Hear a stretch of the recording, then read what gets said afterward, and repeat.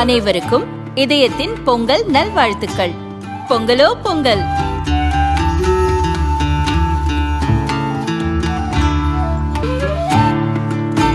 அனைவருக்கும் இதயம் மந்த்ராவின் பொங்கல் தின நல்வாழ்த்துக்கள்.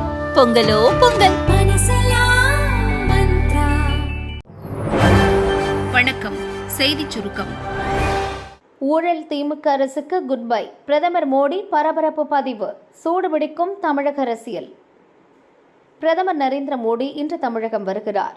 செங்கல்பட்டு மாவட்டம் மதுராந்தகத்தில் தேசிய ஜனநாயக கூட்டணி சார்பில் நடக்கும் பிரம்மாண்ட பொதுக்கூட்டத்தில் பேசுகிறார். இப்போதைக்கு திமுக கூட்டணியில் உள்ள கட்சிகள் அப்படியே தொடர்கின்றன. அதிமுக தலைமையிலான தேசிய ஜனநாயக கூட்டணியில் பாஜ, பாமக, அமமுக, தமாக, புதிய நீதி கட்சி, இந்திய ஜனநாயக கட்சி உள்ளிட்டவை உள்ளன. 2021 தேர்தலில் தனித்து போட்டியிட்ட அமமுக இம்முறை அதிமுக அணியில் இணைந்திருப்பது தேசிய ஜனநாயக கூட்டணிக்கு கூடுதல் பலத்தை கொடுத்துள்ளது. இதன் மூலம் தமிழக சட்டசபை தேர்தல் களம் சூடுபிடித்துள்ளது.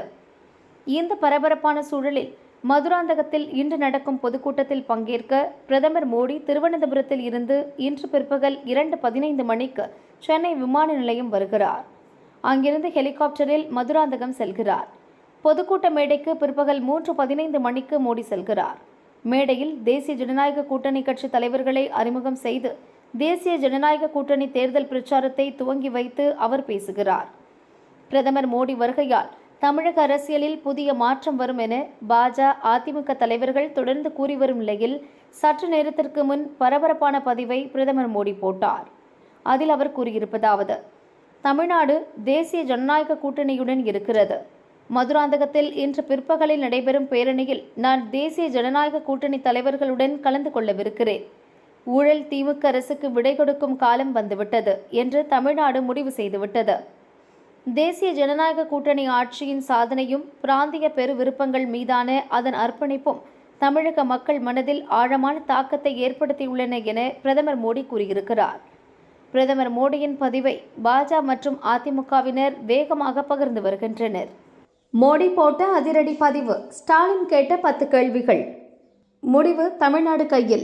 மோடி ஸ்டாலின் காரசார். மதுராந்தகத்தில் இன்று பிற்பகலில் நடைபெறும் மாபெரும் தேசிய ஜனநாயக கூட்டணி பிரச்சார பொதுக்கூட்டத்தில் பிரதமர் மோடி உரையாற்றுகிறார். இதையொட்டி இன்று காலை பிரதமர் மோடி வெளியிட்ட பதிவில் ஊழல் திமுக அரசுக்கு விடை கொடுக்கும் காலம் வந்துவிட்டது என்று தமிழ்நாடு முடிவு செய்துவிட்டது. தேசிய ஜனநாயக கூட்டணி ஆட்சியின் சாதனை தமிழ்நாடு மக்கள் மனதில் ஆழமான தாக்கத்தை ஏற்படுத்தியுள்ளது என கூறியிருந்தார். பிரதமர் மோடியின் பதிவை டாக் செய்து முதல்வர் ஸ்டாலின் ஒரு அறிக்கை வெளியிட்டுள்ளார். தேசிய ஜனநாயக கூட்டணியின் துரோகங்களை தமிழ்நாடு எண்ணி பார்க்கிறது என்ற தலைப்பில் அவர் 10 கேள்விகளை பிரதமர் மோடிக்கு கேட்டுள்ளார்.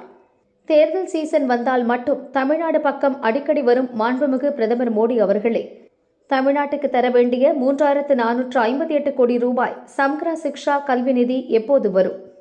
தொகுதிகள் மறுவரையறையில் தமிழ்நாட்டின் தொகுதிகள் குறைக்கப்படாது என்ற உறுதிமொழி உங்கள் வாயிலிருந்து எப்போது வரும்? பாஜகவின் முகவர் போல் செயல்படும் ஆளுநரின் அராஜகம் எப்போது முடிவுக்கு வரும்? தமிழ் பாசத்தில் தமிழர்களை மிஞ்சியதாக காட்டிக்கொள்ளும் உங்கள் அரசிடமிருந்து தமிழுக்குரிய நிதி ஒதுக்கீடு எப்போது வரும்? மகாத்மா காந்தி ஊரக வேலைவாய்ப்பு உறுதி திட்டம் தொடரும். மாநிலங்கள் மீது நிதி சுமையை ஏற்றி ஊரக மக்களின் வாழ்வாதாரத்தை ஒழித்து கட்டும் விபிஜி ராம்ஜி கைவிடப்படும் என வாக்குறுதி எப்போது வரும்? 10 ஆண்டுகளாக இன்ச்சாக பாஜக அரசு இழைத்து வரும் மதுரை எய்ம்ஸ் எனும் 8வது உலக அதிசயம் எப்போது எங்கள் கண்முன் வரும்? இயற்கை பேரிடர்களுக்காக நாங்கள் கேட்ட நிவாரணத் தொகை எப்போதுதான் வரும்? ஓசூர் விமான நிலையம், கோவை, மதுரை மெட்ரோ திட்டங்களுக்கு எப்போது ஒப்புதல் வரும்? கீழடி அறிக்கை எப்போது வெளியே வரும்? ஒட்டுமொத்த தமிழ்நாட்டு மக்களின் ஒருமனதான கோரிக்கையான நீட் விலக்கு எப்போது அமலுக்கு வரும்? தொடர்ந்து துரோகங்களை மட்டுமே செய்யும் பாஜக கூட்டணிக்கு தமிழ்நாடு எப்போதுமே தோல்வியைத்தான் தரும் என ஸ்டாலின் கூறியுள்ளார். வரலாறு காணாத புதிய உச்சம். ஒரு சவரன் ரூபாய் 1,17,200 உயர்வு.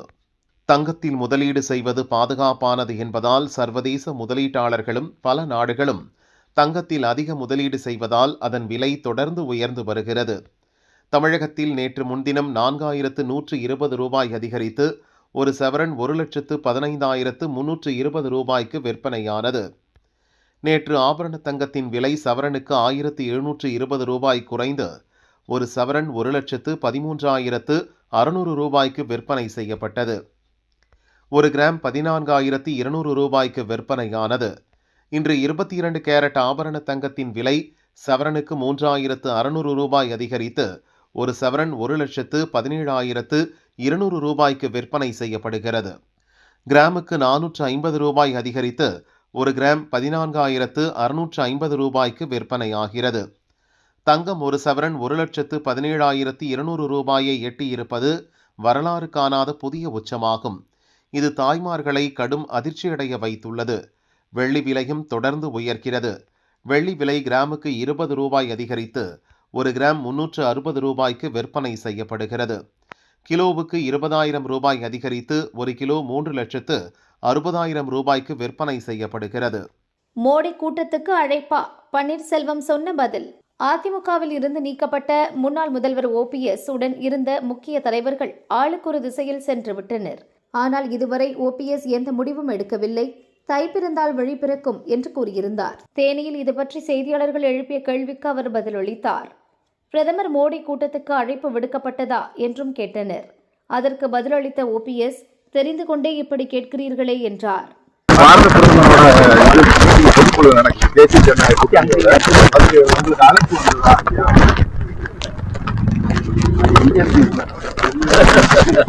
இல்ல, தேசிய ஜனநாயக கூட்டணியிலிருந்து யாராவது ஒருத்தர் பேசியிருக்காங்களா?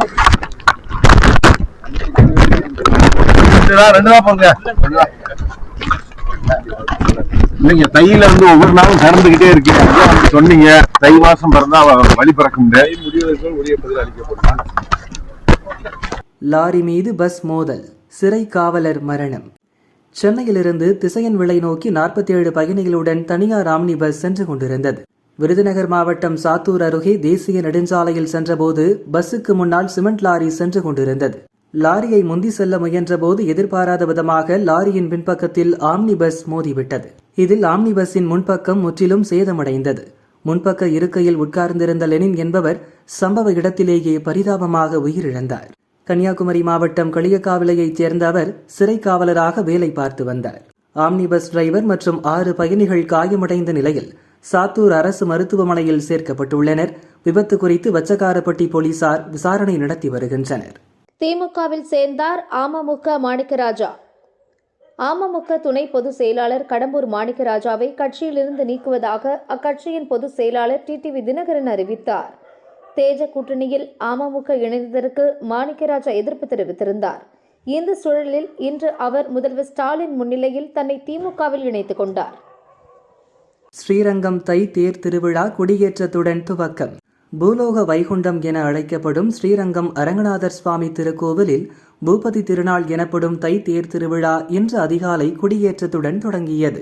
நம்பெருமாள் மூலஸ்தானத்திலிருந்து அதிகாலை 3:15 மணிக்கு புறப்பட்டு கொடியேற்ற மண்டபம் வந்தடைந்தார்.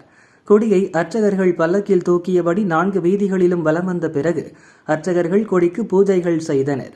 5:45 மணிக்கு தனுர் லக்னத்தில் மேளதாளம் முழங்க கொடியேற்றப்பட்டது. விழாவில் திரளான பக்தர்கள் கலந்து கொண்டு சாமி தரிசனம் செய்தனர். உற்சவ நாட்களில் பல வாகனங்களில் நம்பெருமாள் எழுந்தருளி வீதி உலா வருவார். முக்கிய நிகழ்ச்சியான தை தேரோட்டம் வருகிற 31ஆம் தேதி நடைபெறவிருக்கிறது. 16 வயதுக்குட்பட்ட சிறார்கள் சமூக ஊடகம் பயன்படுத்த தடை. ஆந்திர அரசு தீவிர ஆலோசனை. உலகெங்கும் ஃபேஸ்புக், இன்ஸ்டாகிராம், எக்ஸ், டெலிகிராம் உள்ளிட்ட சமூக ஊடக பயன்பாடு அதிகரித்துள்ளது.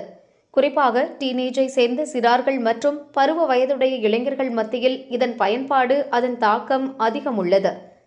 சிறுவர்கள் மன அழுத்தத்திற்கு ஆளாவதை தடுக்கவும், அவர்கள் வெளியுலக நிகழ்வுகளில் கலந்து மகிழ்ச்சியுடனும் உற்சாகத்துடனும் வாழ்வை கழிக்கவும் சமூக ஊடகங்கள் தடையாக இருப்பதாக ஆஸ்திரேலியா உள்ளிட்ட சில நாடுகள் கருத்து தெரிவித்துள்ளன. இதன் ஒரு பகுதியாக 16 வயதுக்குட்பட்டோர் சமூக ஊடகங்களை பயன்படுத்த ஆஸ்திரேலியா தடை விதித்துள்ளது. 16 வயதுக்கு உட்பட்டோர் புதிதாக சமூக ஊடக கணக்கை துவங்க முடியாது என்றும், ஏற்கனவே செயல்பாட்டில் உள்ள சிறார்களின் சமூக ஊடக கணக்குகள் முடக்கப்படும் என்றும் ஆஸ்திரேலியா சமீபத்தில் அறிவித்தது. அந்த நடைமுறை அங்கு அமலுக்கும் வந்துள்ளது. தடையை மீறி சிறார்களை அனுமதிக்கும் சமூக ஊடக நிறுவனங்கள் மீது 3 கோடி ரூபாய் அபராதம் விதிக்கும் வகையில் ஆஸ்திரேலிய அரசு உத்தரவு பிறப்பித்துள்ளது. இதேபோல் நம் நாட்டிலும் அமல்படுத்த சாத்தியக்கூறுகள் உள்ளதா என ஆராய மத்திய அரசுக்கு சென்னை ஹைகோர்ட் அறிவுறுத்தியுள்ளது. இந்நிலையில் ஆந்திராவில் அதுபோன்ற தடையை அமல்படுத்துவது குறித்து மாநில அரசு ஆலோசிப்பதாக ஆந்திர மாநில தொழில்நுட்பத்துறை அமைச்சர் நாரா லோகேஷ் கருத்து தெரிவித்துள்ளார். சுவிட்சர்லாந்தின் டாவோஸ் நகரில் நடக்கும் உலக பொருளாதார மன்ற கூட்டத்தில் பங்கேற்ற நாரா லோகேஷ் கூறியதாவது: சிறுவர் சிறுமியர் சமூக ஊடகங்களை பயன்படுத்துவது நல்லதல்ல. அவர்களால் அதன் உள்ளடக்கத்தை புரிந்து கொள்ள முடியாது. சிறார்கள் சமூக ஊடகங்கள் அதிகம் பயன்படுத்துவதால் பல்வேறு பின் விளைவுகள் ஏற்படுகின்றன. ஆந்திராவில் 16 வயதுக்குட்பட்ட சிறுவர்கள் சமூக ஊடகங்கள் பயன்படுத்த தடை விதிப்பது குறித்து மாநில அரசு தீவிரமாக ஆலோசித்து வருகிறது என்றார்.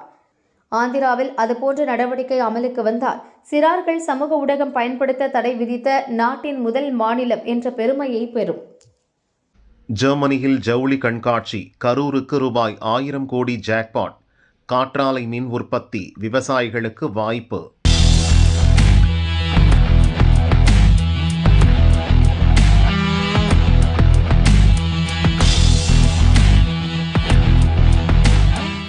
கரூரில் இயங்கும் பல்வேறு ஜவுளி நிறுவனங்கள் திரைச்சீலை, தலையணை உறை, மேஜை விரிப்பு, கைக்குட்டை, சோஃபா விரிப்பு, குளியல் துண்டு உள்ளிட்ட பல்வேறு உற்பத்தி பொருட்களை வெளிநாடுகளுக்கு ஏற்றுமதி செய்கின்றன. பிரான்ஸ், இத்தாலி, ஜெர்மனி, பிரிட்டன் உள்ளிட்ட ஐரோப்பிய நாடுகள், அமெரிக்கா, கனடா, ஆஸ்திரேலியா உள்ளிட்ட வெளிநாடுகளில் இந்த பொருட்களுக்கு மிகுந்த வரவேற்பு உள்ளது. தற்போதைய நிலவரப்படி ஆண்டுக்கு 6000 கோடி ரூபாய் வர்த்தகம் நடக்கிறது. இந்நிலையில் ஜெர்மனியின் பிராங்க்ஃபர்ட் நகரில் கடந்த வாரம் வீட்டு உபயோக ஜவுளி பொருட்கள் கண்காட்சி நடந்தது. இதில் 148 நாடுகளைச் சேர்ந்த 3000 நிறுவனங்கள் பங்கேற்றன. நம் நாட்டைச் சேர்ந்த 370 நிறுவனங்கள் இதில் பங்கேற்ற நிலையில் கரூரைச் சேர்ந்த 71 நிறுவனங்கள் தங்கள் உற்பத்தி பொருட்களை காட்சிப்படுத்தின. இதில் பல்வேறு நாடுகளைச் சேர்ந்த நிறுவனங்கள் கரூரில் உற்பத்தியாகும் பொருட்களுக்கு ஆர்டர் தந்துள்ளதாக அதில் பங்கேற்ற கரூர் ஜவுளி தொழில் நிறுவனங்கள் மகிழ்ச்சி தெரிவித்துள்ளன. மேலும் பல ஆர்டர்கள் எதிர்பார்த்துள்ளதாகவும் இதன் மூலம் ஜெர்மன் கண்காட்சி மூலம் மட்டும் கரூர் நிறுவனங்களுக்கு 1000 கோடி ரூபாய்க்கு மேல் ஆர்டர்கள் கிடைக்கும் என நம்பிக்கை தெரிவித்துள்ளனர்.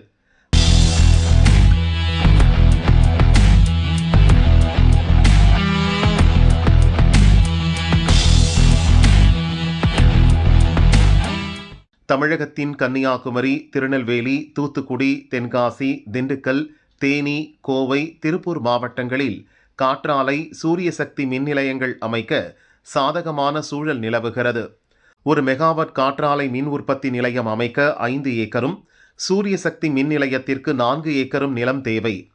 விவசாயிகள் விவசாயம் செய்ய முடியாத தங்கள் நிலங்களை பொருளாதாரம் ஈட்ட பயன்படுத்தும் வகையில் அரசு திட்டமிட்டுள்ளது. அதன்படி தங்கள் நிலத்தை குத்தகைக்கு வழங்க விரும்பும் விவசாயிகள் www.tmgecl.org என்ற இணையதளத்தில் ஒற்றை சாளர முறையில் தங்கள் நிலம் குறித்த விவரங்களை தெரிவிக்கலாம். அந்த விவரங்களை அறியும் முதலீட்டாளர்கள் விவசாயிகளுக்கு நியாயமான குத்தகை தொகை வழங்கி மின் உற்பத்தி நிலையம் அமைக்கலாம் என அரசு வட்டாரங்கள் தெரிவித்தன.